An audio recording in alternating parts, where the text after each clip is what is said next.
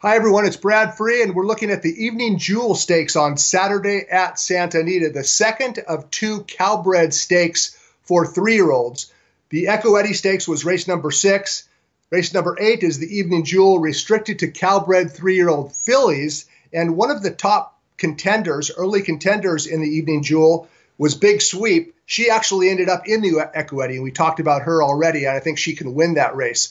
One of the reasons why she skipped or bypass the Evening Jewel to run against boys in the Echo Eddie is because the Evening Jewel Stakes is absolutely loaded with speed. A field of 10 three-year-old Calbred fillies entered this race. It's race number 8. Let's take a look at the field from the inside out, and there is all sorts of gas signed up. Number 2, Bella Vita is quick. So is Dim Lights, number 4.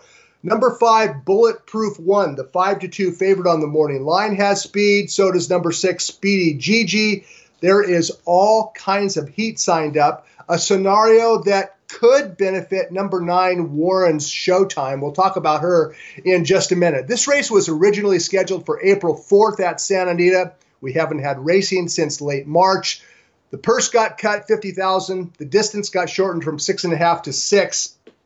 And we are left with a field of 10 three-year-old fillies. And one of the quickest in the bunch is number 6, Speedy Gigi. She won her career debut at Turf Paradise on New Year's Day. And afterwards, she was transferred to California to trainer Andrew Lerner. Now, Lerner was expected to run her in the Evening Jewel in early April. Racing was canceled. So the question became, what do we do with her in the meantime? Well, what Lerner did was take Speedy Gigi down to Los Alamitos to run her in an 870-yard race against quarter horses. She was the only filly in the field. And Speedy Gigi, she's a little, I don't want to say slow out of the gate, but her first 2 strides, not the quickest. But once she gets into gear, she is one fast filly, daughter of Calamanco, Speedy Gigi. And as we take a look at the stretch run of Speedy Gigi through the lane at Los Alamitos, she cuts the corner, she opens up, she holds sway. Now, visually, it was a good, solid, strong race, a good display of speed. I may have overrated this filly a little bit, however. I picked her second behind a filly who I think benefits by the hot pace.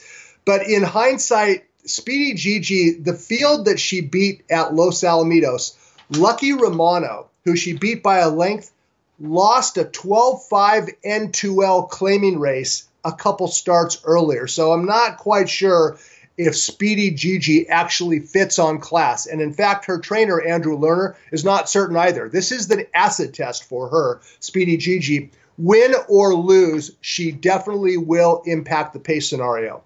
As for other speed, well, the morning line favorite is number 5, Bulletproof One. And Bulletproof One is an absolute win machine. In fact, last time out at Golden Gate Fields, she was 1-5 in an allowance race on the synthetic at Golden Gate Fields, and she took some early heat from a 70-1 shot.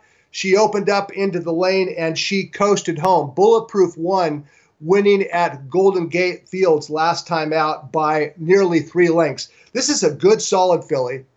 She's a win type. Her last 2 wins have been on synthetic, but she also is a 2-time stakes winner on dirt. So surface is really not much of an issue. I guess one of the biggest questions, well, a couple of them actually, with Bulletproof One. The first concerns the pace scenario. She's drawn outside Bella Vita and Dim Lights, but inside Speedy Gigi. So if they all go, Bulletproof One could potentially be sandwiched in a multi-horse speed duel.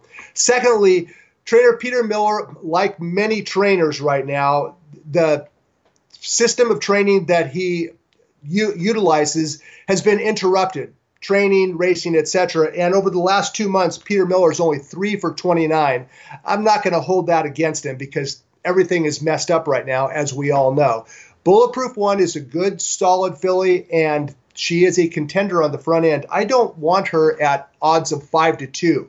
One of the horses that does interest me, however, is number 4, Dim Lights. Based on her most recent start, it was her second career start. It was on grass at Santa Anita. Let's take a look at March 21st in a maiden race at Santa Anita.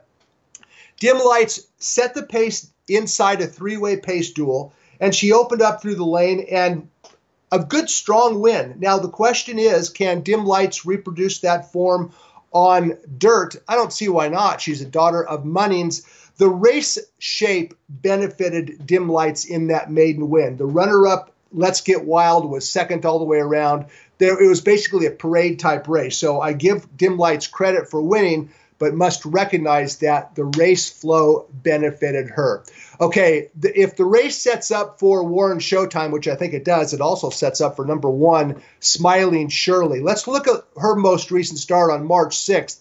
It was a two-turn race at Santa Anita. She sat off the pace, she looped the field, and she won clear. Now, it was against Older, but it was kind of a very ordinary field that she defeated. Time for Ebby would come back to finish third at Los Alamitos. But the thing I liked about Smiling Shirley is this. First of all, this win gives her some confidence. And secondly, it proves that she can, in fact, rally from behind. She's down on the inside. She'll be outfooted early.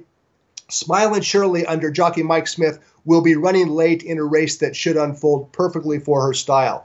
To me, the horse to beat, but I don't want to bet her at 3-1 second choice, is number 9, Warren Showtime. And the reason I say she's the horse to beat, she's simply the best horse in the field.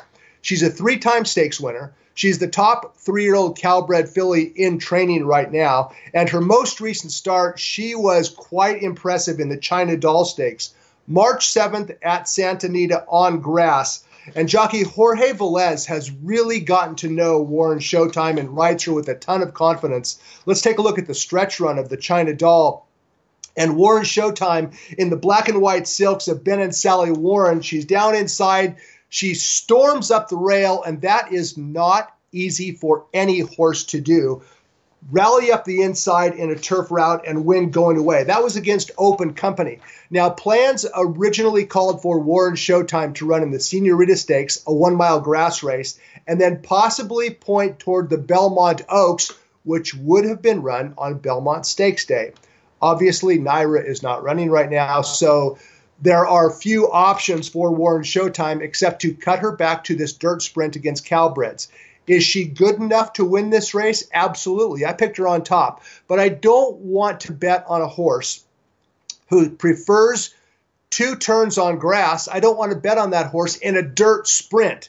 She's the most probable winner, yes. But I'm not sure, nor is her trainer, whether Warren Showtime is as good on dirt as she is on grass, and she clearly wants to run long as opposed to 6 furlongs. In her benefit is that the pace scenario is sharp, and she will be outrun early. She'll be rolling late. From a most probable winner perspective, yeah, Warren Showtime is the right horse. From a betting perspective, I'm kind of interested in number 1, Smiling Shirley. We know that she can sprint. We know that she can dirt, and she also benefits from the pace scenario. So from a betting perspective, depending on the price, I might have to go toward number 1, Smiling Shirley, recognizing that the best horse in the Evening Jewel Stakes on Saturday at Santa Anita is Warren's Showtime. I'm Brad Free. Talk to you next time.